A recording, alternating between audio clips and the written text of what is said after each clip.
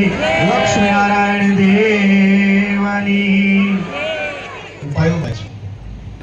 સાધન એ ભગવાનની પ્રસન્નતા માટે છે, ભગવાનને રાજી કરવા માટે છે। આપણે જે પણ તપ કરીએ, જપ કરીએ, ધર્મ, જ્ઞાન, ભક્તિ લાગીએ, વચનામૃતની અંદર મહારાજે વાત સમજાવી કે જીવાત્માનું કલ્યાણ કેમ થાય।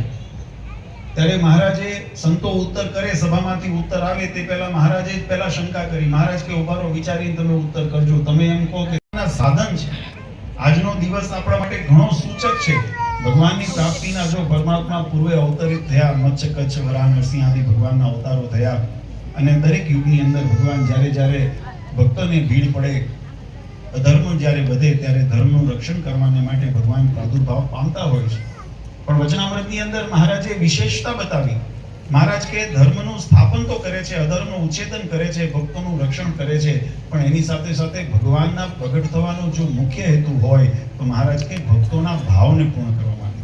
કારણ કે આપણો ભાવ કેવી રીતે પૂર્ણ થાય? આપણી ઈચ્છા હોય કે ભગવાનને લાડ લડાવવા છે, ભગવાનને શણગાર કરાવવા છે, ભગવાનને ભોગ ધરાવવો છે। આ સુખ છે ને કોને મળે છે? અક્ષરધામની અંદર ભગવાનના જે મુક્ત, જે પરમાત્માના પરમ સેવાની અંદર રહેલા છે, એવા જે અક્ષરધામના મુક્તો છે, એને આ ફળની પ્રાપ્તિ થાય। આ પામર જીવને કેવી રીતે પ્રાપ્તિ થાય? તો એવા સંકલ્પને પૂર્ણ કરવાને માટે ભગવાન કહે છે કે અમે આ ધરા ઉપર જ્યારે અવતરિત થયા હોઈએ, અમે પ્રગટ રૂપે જ્યારે આ પ્રચાર અથવા તો સત્સંગની અંદર અમે વિચરણ કરતા હોઈએ, અને એ સમયે જે ભગવાનનો યોગ જીવાત્માને થઈ જાય અને જે પોતાનો ભાવ, પ્રેમ પ્રગટ કરે। ગોપિકાઓએ કેવો પ્રેમ પ્રગટ કર્યો, નરસિંહ મહેતા, દાદા ખાચર, પર્વતભાઈ, ઝીણાભાઈ, આપણે પ્રસંગોની અંદર ઉતરીએ તો ઘણા બધા એવા આપણને દ્રષ્ટાંતો જોવા મળે કે જેને ભગવાનને પોતાનું સર્વસ્વ। लाली बाग चॉकलेट बहुत सारे रहा है, तो सब लाइन में खड़े हैं लाल जी को झुलाने के लिए। तो चलो हम भी झुलाते हैं। लालजी महाराज ने झुलाવાનો આજે લાભો મળ્યો છે,